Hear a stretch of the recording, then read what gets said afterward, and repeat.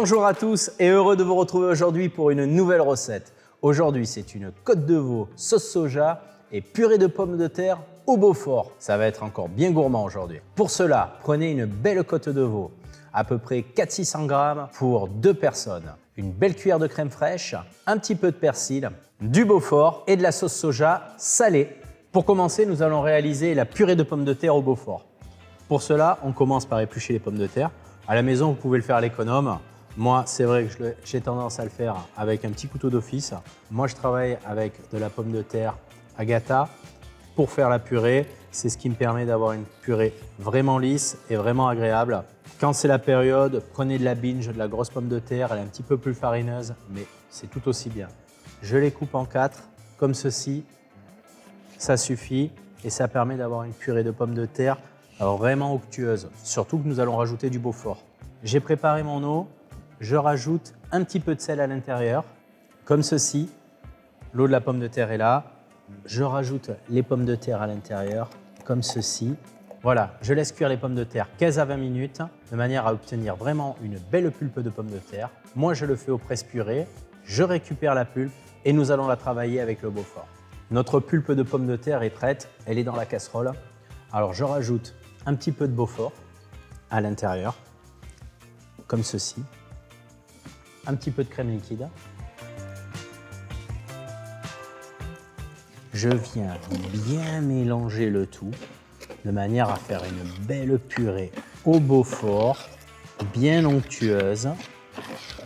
Voilà, notre purée est en train de bien devenir bien gourmande, vous voyez. Moi, je rajoute un petit peu de beurre à l'intérieur. Voilà, et là, la purée, elle commence à prendre forme. Moi, je mets un petit peu de poivre dans la purée. Mais c'est vraiment pour la recette. Sinon, c'est vrai que je n'ai pas tendance à poivrer la purée. C'est vraiment pas quelque chose qu'il faut faire. Un petit peu de fleur de sel à l'intérieur. Voilà, bien onctueuse. C'est magnifique. Regardez, ça s'effile. C'est top. Voilà, vous voyez la purée, elle s'effile un petit peu. Le Beaufort est bien fondu à l'intérieur. On a vraiment le côté gourmand.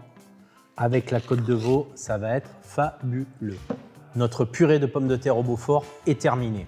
Maintenant, nous allons nous occuper de la côte de veau. Commençons par ciseler le persil.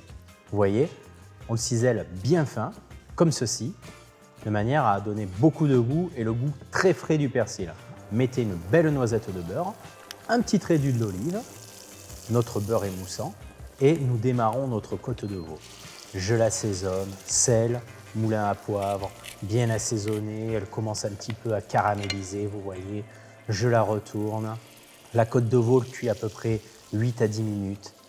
Et maintenant, je mets mon jus à l'intérieur, la sauce soja salée. Voilà, je la laisse réduire, mais pas trop.